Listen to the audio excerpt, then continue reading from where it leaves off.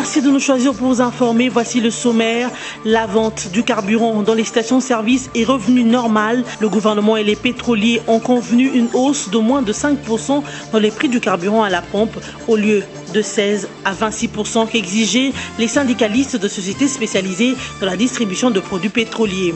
Un pari gagné pour le gouvernement Badibanga qui a aussi entre autres pour mission le social des Congolais. Et puis encore des affrontements au Kasaï central, précisément à Kananga, entre les forces de l'ordre et les miliciens Kamwina Sampou. Ces miliciens ont attaqué l'armée régulière avec des armes de guerre et des calibres de fabrication artisanale. Une attaque qui intervient au moment où une partie des miliciens Kamwina Sampou ont été reçus par le Conseil provincial de sécurité pour présenter le cahier de charge de leur mouvement. Et enfin, l'Association africaine de droits de l'homme appelle le rassemblement à promouvoir la démocratie et l'unité. Le président de l'ASADO estime que les différentes candidatures à la primature ou au Conseil national de suivi de l'accord importent peu, mais la volonté et la capacité de sauvegarder l'unité du pays doivent primer au-delà de tout.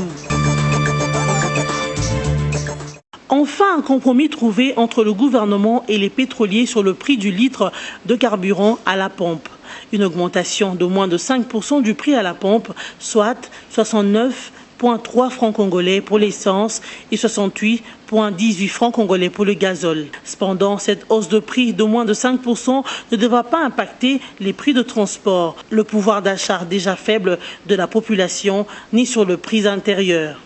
Là où les syndicalistes de pétroliers exigeaient la hausse de prix autour de 16 à 26%, le gouvernement Badibanga a réussi à faire passer une légère augmentation de moins de 5%. Ce compromis trouvé est donc à l'avantage du consommateur congolais qui est au centre dans le gouvernement Badibanga. La situation est donc revenue à la normale dans les stations-service d'essence ce jeudi 23 février 2017. Rappelons que depuis 2 semaines à Kinshasa, les stations-service ferment aux environs de 16h et 17h. Une situation qui a rendu difficile le transport en commun, mais également enrichi les vendeurs ambulants du carburant appelé Kadhafi qui vendaient déjà un litre d'essence à 2000 francs congolais au lieu de 1530 francs congolais.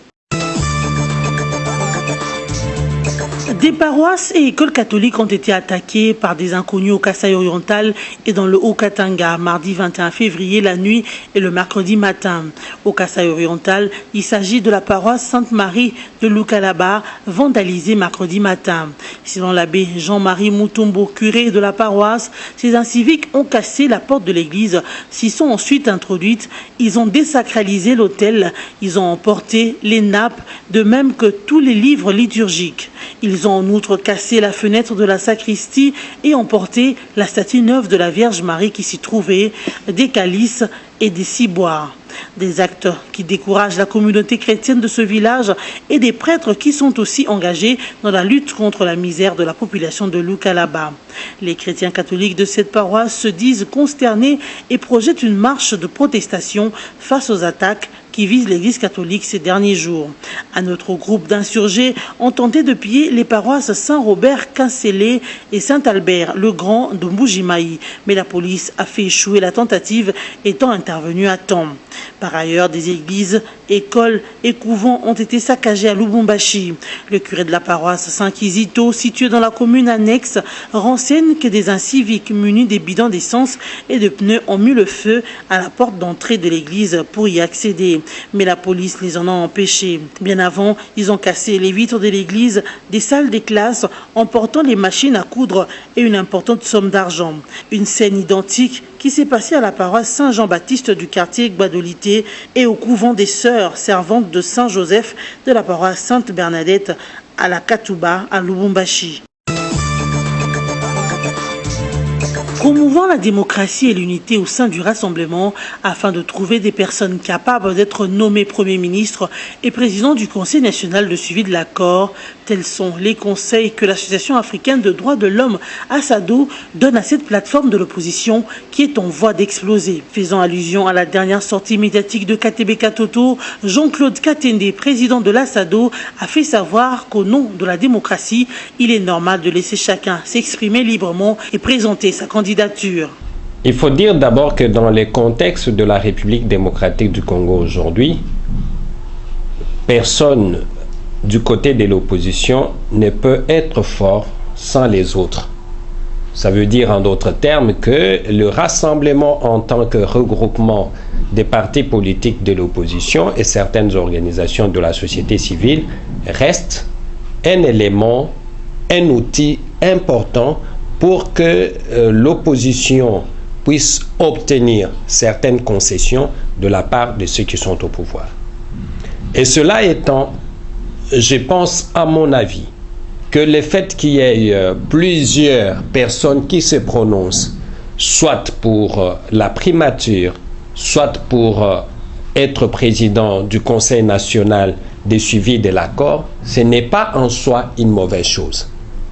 Parce que nous estimons que les partis de l'opposition qui se battent pour la démocratie, ils doivent accepter en leur sein aussi une expression libre. Que les gens se prononcent.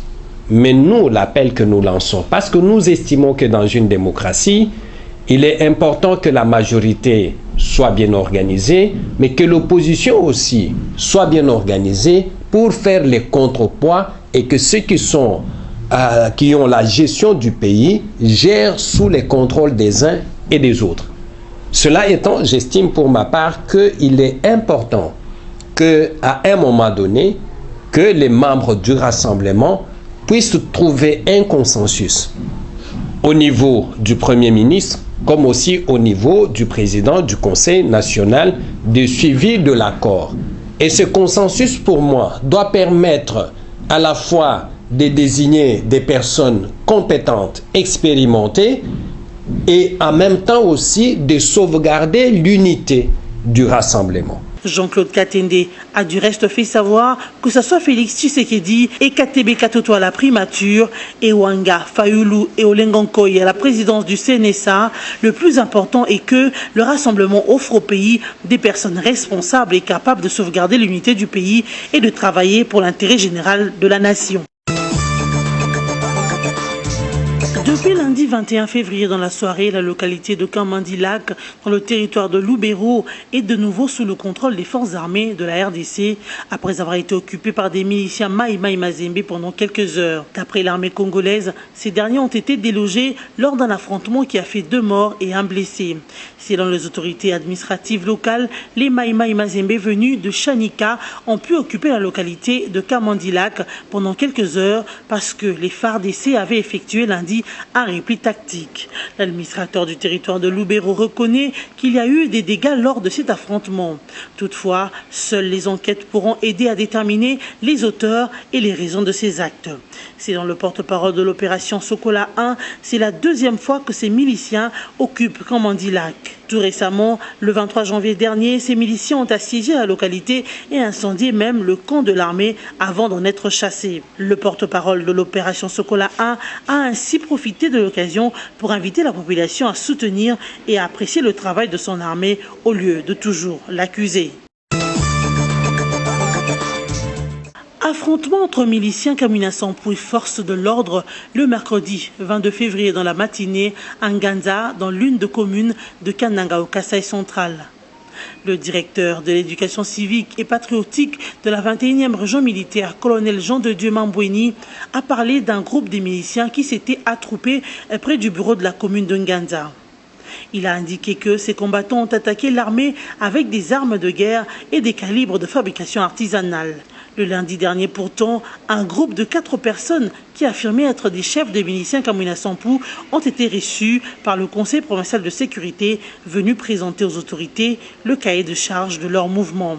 Ce présumé chef milicien ont déclaré s'est désolidarisé des actes de vandalisme commis par des bandits qui affirment agir au nom de Kamina Sampou, le chef traditionnel tué par des forces de l'ordre en août 2016.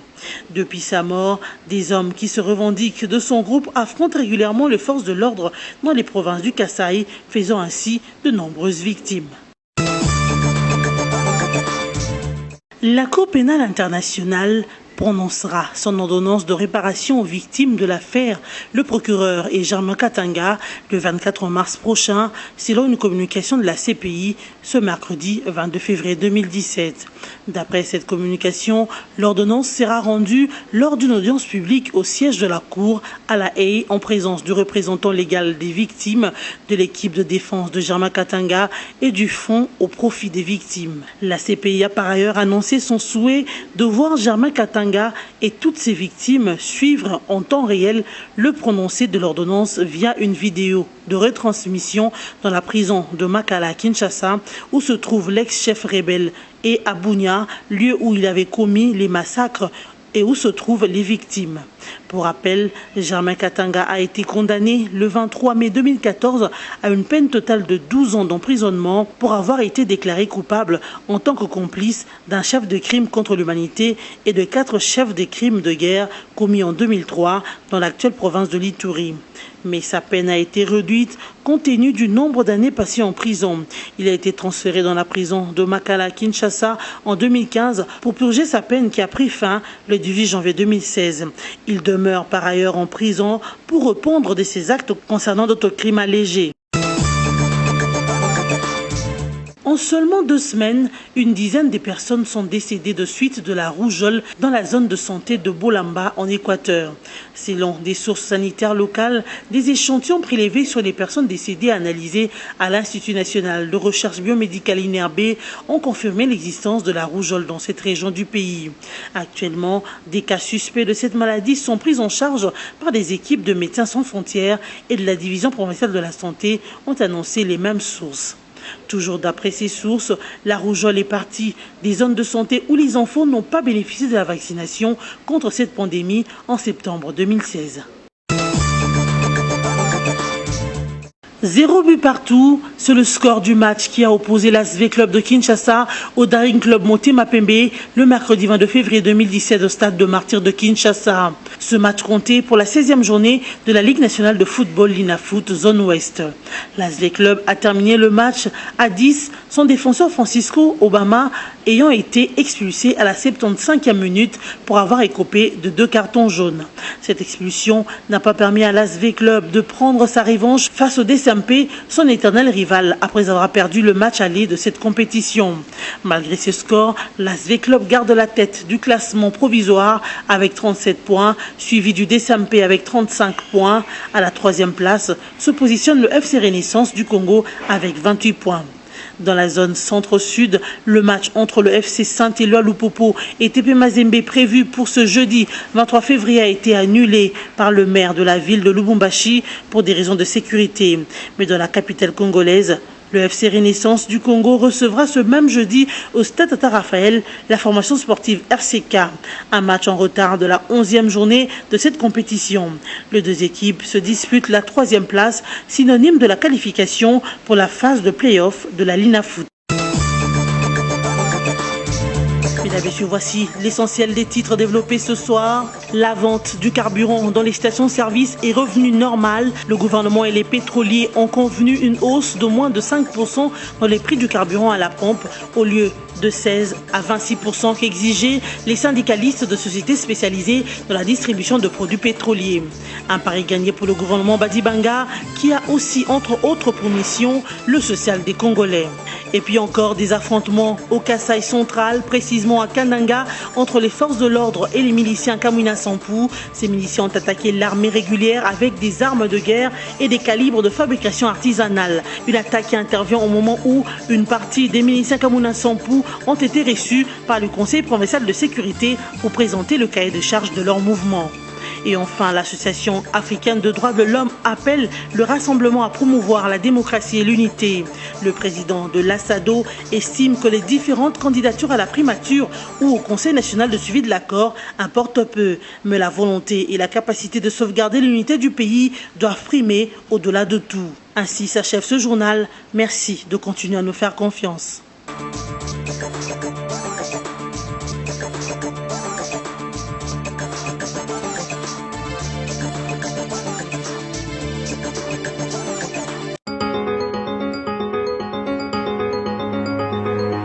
Merci de vous joindre à nous pour suivre l'actualité des médias en ligne ce jeudi 23 février 2017. Mesdames, Messieurs, bonsoir. Nous débutons avec congovirtuel.net qui indique présidence du Conseil national de suivi de l'accord. Le MLC-FDC déballe le rassemblement. Les discussions sur la finalisation des arrangements particuliers qui doivent reprendre après l'Assemblée générale extraordinaire de la SANCO qui évalue son travail de médiation ne vont pas aller aussi facilement qu'on le croit au regard des inconnus qui ne cessent de se multiplier sur des questions pourtant essentielles. À tout prendre, l'on a l'impression que les négociateurs sont parvenus à neutraliser la médiation pour se livrer à une guerre de vérité et contre-vérité qui dénature l'esprit et la lettre de l'accord, ce qui biaise la suite des choses. La preuve vient d'en être administrée le mercredi 22 février 2017 par le MLC et le Front pour la défense de la Constitution qui donne une nouvelle lumière sous le régime du président du Conseil national de suivi de l'accord tel que désigné dans l'accord de la Saint-Sylvestre. En effet, écrit Congo Virtuel, si la majorité insiste pour que ce point de l'accord soit renégocié du fait que ce poste ne revenait pas au rassemblement mais à la personne de Tshisekedi, le MLC, par la bouche de Fidel Babala, vient d'embrayer sur la même pédale en avançant des éléments de l'histoire. Dans une interview sur Top Congo ce matin, Fidel Babala a en effet fait savoir que lors des discussions sur l'accord, le poste de président du Conseil national de suivi de l'accord avait été attribué à Etienne Tshisekedi intuite personae. Cela avait failli être consigné tel quel dans l'accord, mais c'est le MLC qui s'y était opposé en faisant remarquer qu'il n'était pas question de personnaliser un tel accord en mentionnant des noms.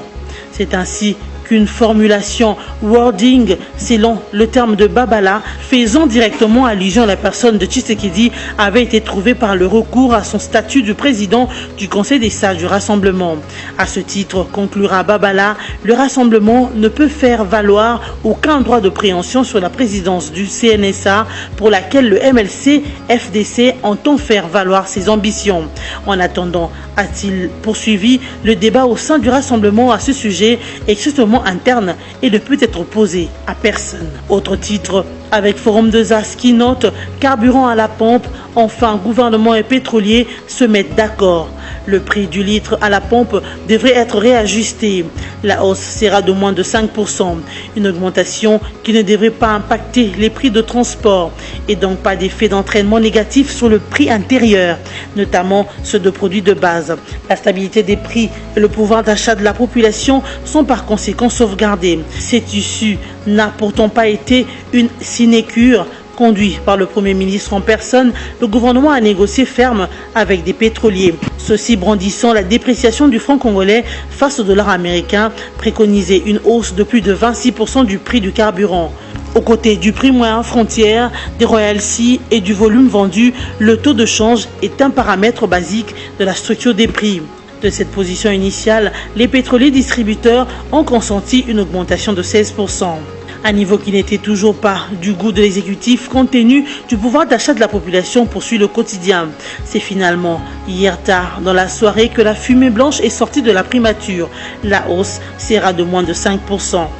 D'après les experts du gouvernement qui livrent cette information, il n'y aura donc pas à redouter l'augmentation généralisée de prix dans le pays. Le compromis trouvé est à l'avantage du consommateur congolais. Le Premier ministre Sami Badibanga en avait fait un point d'honneur. Objectif atteint, il peut boire du petit lait. Toujours au sujet du prix du carburant à la pompe, la prospérité s'exclame. Gouvernement, société pétrolière, RDC, enfin un compromis trouvé. Les négociations, si après soit-elles, auraient pris du temps entre le gouvernement sous la férule de l'actuel Premier ministre Sami Badibanga Tita et les sociétés spécialisées dans la distribution des produits pétroliers.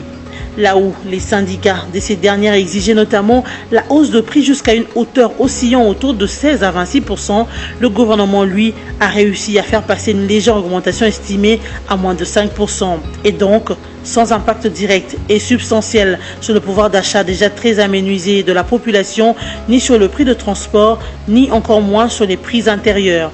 Mais en revanche, pour ne pas préjudicier ces sociétés pétrolières, le gouvernement, dans les limites de ses moyens et de sa politique en matière de régulation de l'économie et de la stabilité sociale, a pris en compte 3 éléments fondamentaux, à savoir les prix moyens frontières, le taux de change et le volume de carburant vendu pour trouver les aménagements adaptés à la situation.